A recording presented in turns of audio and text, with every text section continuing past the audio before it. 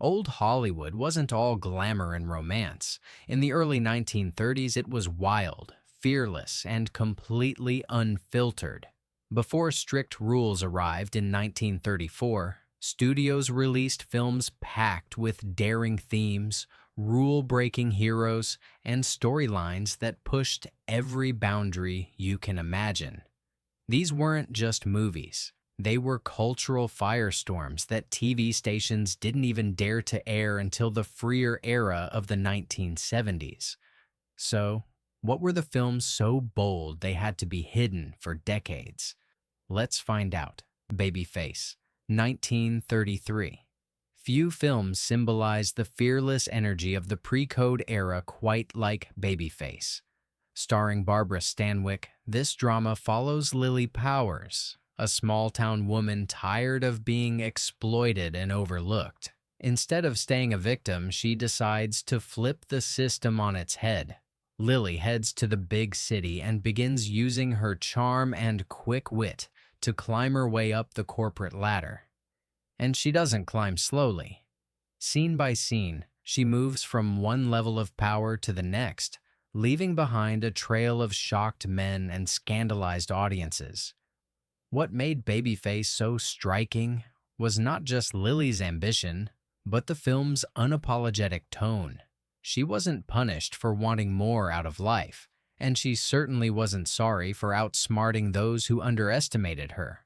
That was revolutionary for 1933, when most female characters on screen were expected to play second fiddle or end up redeemed through traditional roles.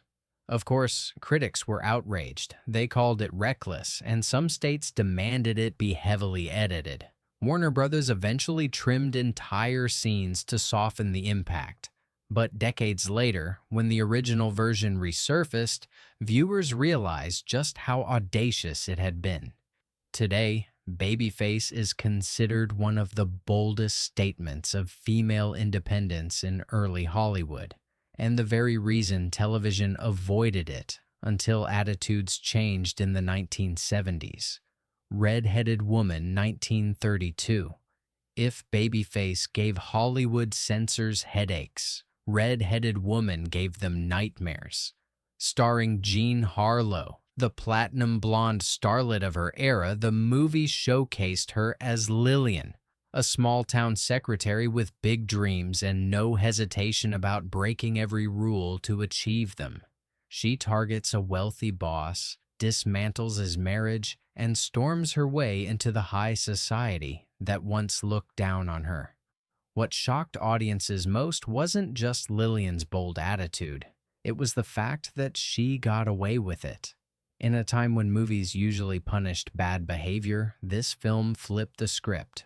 Lillian faced obstacles, sure, but she was never broken by them. In fact, her determination and charm made her impossible not to root for, even as she tore down every moral fence Hollywood was supposed to protect.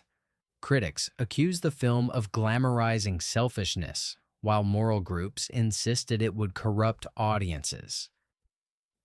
GM, knowing controversy sold tickets, stood firm and released the film largely intact. The gamble worked. Red-Headed Woman became a sensation. But its daring themes made it far too hot for television networks until decades later, when its influence on female characters in Hollywood could no longer be ignored. Jean Harlow's fiery performance left an impact that still lingers today.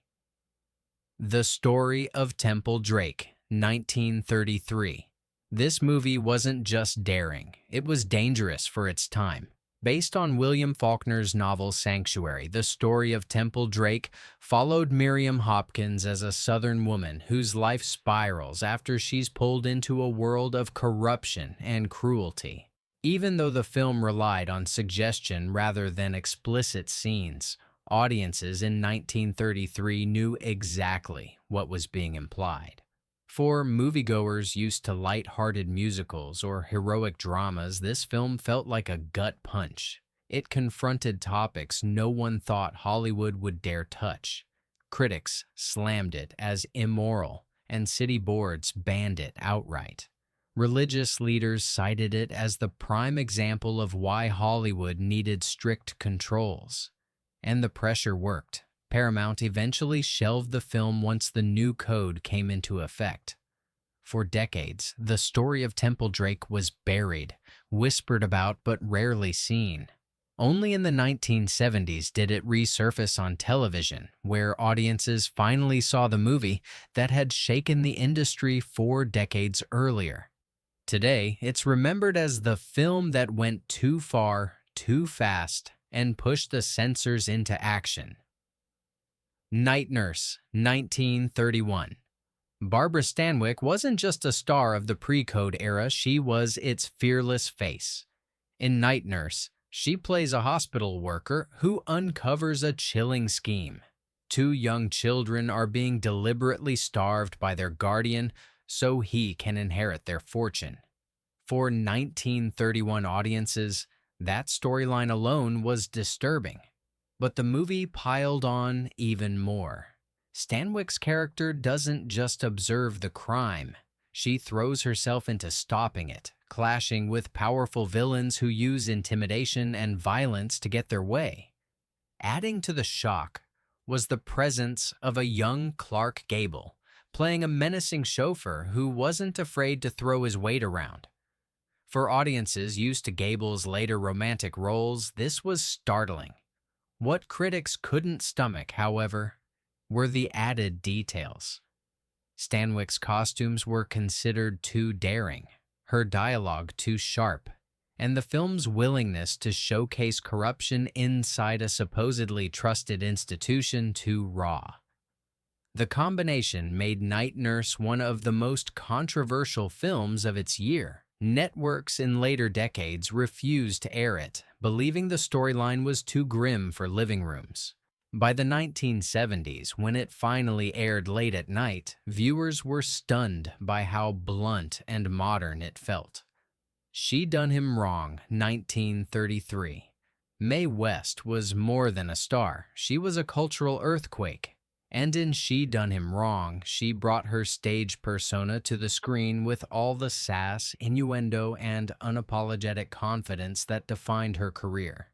Cast as Lady Lou, a saloon singer who knows exactly how to get what she wants, West delivered one-liners that have since become legendary. Lines like, "Why don't you come up and see me sometime?" had audiences laughing, cheering, and blushing all at once. The film wasn't just about clever quips. It openly depicted life in a world of cabaret singers, law-skirting entrepreneurs, and relationships that didn't follow polite society's rules. For 1933, that was groundbreaking, and for critics, terrifying. Civic groups demanded bans, and cultural watchdogs labeled it indecent. Yet despite the outrage, the movie became a massive box office hit. In fact, historians credit it with saving Paramount Pictures from financial collapse. Television stations, however, weren't ready for Mae West's brand of humor. Her innuendos and playful confidence were deemed too suggestive for family viewing, so the film stayed locked away until the more relaxed programming of the 1970s. When it finally aired, audiences realized just how witty and groundbreaking it was. Mae West didn't just star in a movie, she rewrote what Hollywood characters could be. Trouble in Paradise, 1932. If most pre-code films shocked audiences with grit, Trouble in Paradise scandalized them with charm. Directed by Ernst Lubitsch, the undisputed master of sophisticated comedy, this film made lying, cheating, and stealing look irresistibly fun. The story follows 2 professional con artists, played by Herbert Marshall and Miriam Hopkins, who fall in love while planning to rob a glamorous perfume magnate. Instead of hiding the mischief, Lubitsch turned it into sparkling wit, elegant banter, and luxurious settings. Critics and watchdogs were horrified. In a time when crime was supposed to carry consequences, this film had the audacity to make it look glamorous. Worse, audiences loved every minute of it. The chemistry between the leads, the playful innuendo, and Lubitsch's famous touch made it one of the most stylish films of its era. For Moral Guardians, however, it was proof that Hollywood was normalizing untrustworthy behavior. Television stations decades later faced the same issue. A film with no punishment for its con artists and open jokes about infidelity felt too risky for the small screen. That didn't change until the 1970s, when attitudes shifted and Trouble in Paradise was reintroduced to viewers. Today, it's celebrated as one of the greatest romantic comedies ever made, a film that dared to make mischief fashionable and proved that sometimes charm is the most dangerous weapon of all. Scarface, 1932. Long before mobster movies became a Hollywood staple, Scarface burst onto the scene and set the tone for everything that came after. Directed by Howard Hawks and produced by Howard Hughes, this gangster epic followed Tony Comante, a ruthless figure modeled loosely after real-world crime lords of the era. The film was relentless in its energy, filled with fast cars, rapid-fire dialogue, and a level of on-screen violence that left 1930s audiences in disbelief.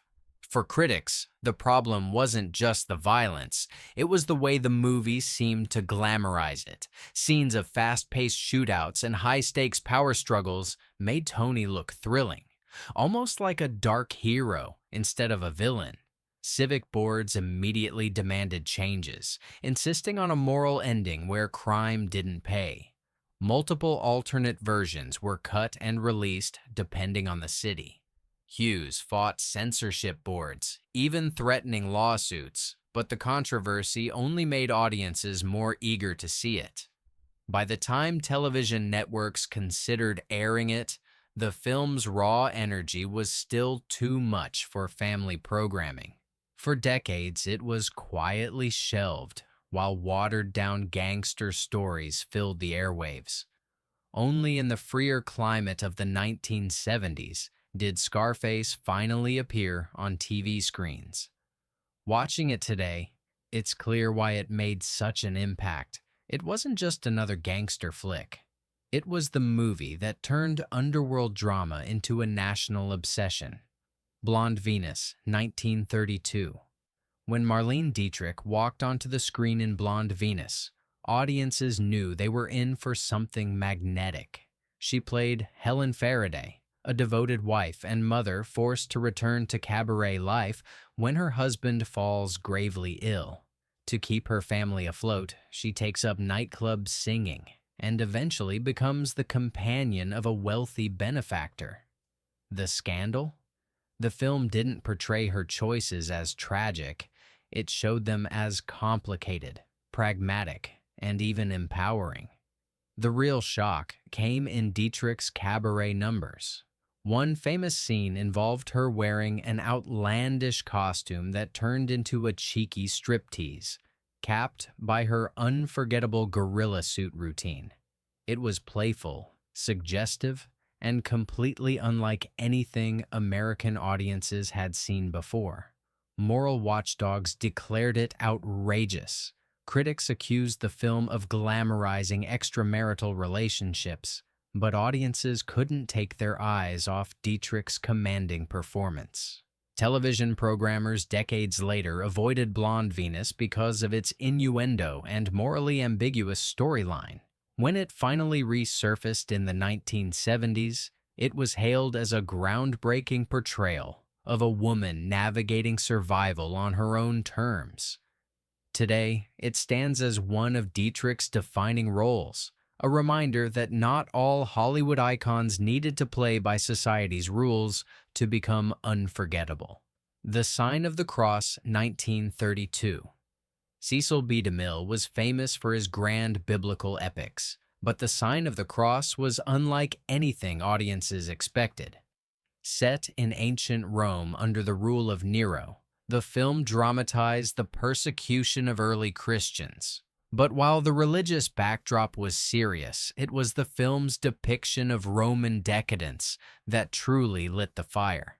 Lavish feasts, wild parties, and shocking violence filled the screen, leaving audiences both captivated and disturbed. The most talked about moment was Claudette, Colbert's infamous milk bath sequence, where she lounged in a marble tub while delivering slyly suggestive dialogue. For 1932, it was jaw-dropping.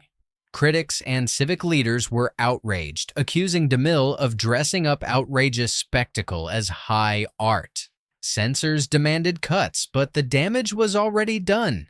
Television stations avoided the film for decades because of its mixture of violent imagery and suggestive themes. Only in the 1970s did it finally air, by which point audiences saw it as both a campy curiosity and a daring piece of Hollywood history. DeMille's film may have claimed to tell a story of faith and persecution, but what everyone remembered was the unapologetic excess, and that's exactly why it stayed buried from the small screen for so long. Tarzan and His Mate, 1934. Adventure movies weren't supposed to be controversial, but Tarzan and His Mate changed that.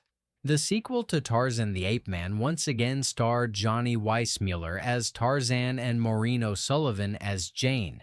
Audiences expected jungle action, vine-swinging rescues, and a few tender moments. What they got was one of the boldest pre-code scenes ever filmed. In a sequence that became legendary, Jane and Tarzan go for an underwater swim together. Played by O'Sullivan's body double, Jane appears to swim unclothed, with the camera lingering in graceful shots that were both artistic and suggestive. For 1934 audiences, this was unthinkable.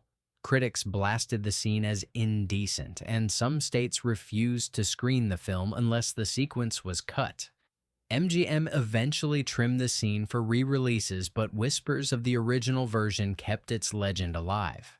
The controversy didn't end there. The film also showed Jane and Tarzan living together unmarried, a detail that sparked outrage from watchdog groups who saw it as a direct challenge to moral norms. For decades, networks avoided airing the uncut version of the movie, preferring safer fare for TV audiences. Only in the 1970s did Tarzan and His Mate finally return in its original form, where it was recognized as a landmark in both adventure cinema and Hollywood's willingness to push boundaries.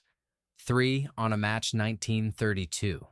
At just over an hour long, 3 on a Match packed more controversy into 63 minutes than most movies twice its length.